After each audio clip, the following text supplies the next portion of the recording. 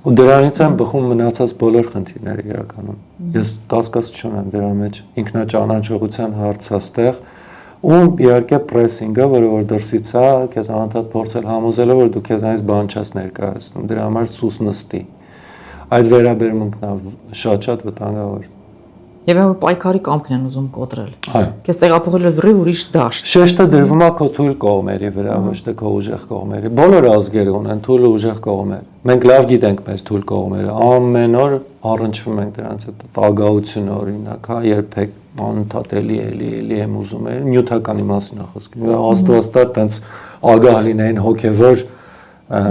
կամ մշակույթի հանդեպ, բայց տենց չի։ Իրականում մատերիալիզմի ու այդ սպառողականության մասին է խոսքը։ Պետությունն էլ իմանալով այդ թույլ կողմը ավելի ժողովրդին բերում հենց այդ դաշտ, որտեղ ես որքանով ես եմ հասցրել նկատել ազգայինից ու հոգևորից ուզում են կտրել եւ բերել հենց կենց հավային, չգիտեմ ինչ որ ֆեստիվալներ, բաներ եւ արեք մեզ չխաբենք, սա քաղաքականություն է ու շատ բարձ երևում է, այո, որ ուղղված ամբողջ ուժերը նետել են դրա վրա, որ մեզ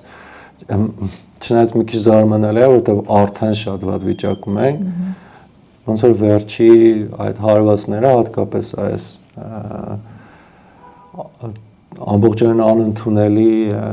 վերաբերմունքը եկեղեցու հանդեպ այդ շողակատի լուրը երեք ինձ շատ սարսափեցրեց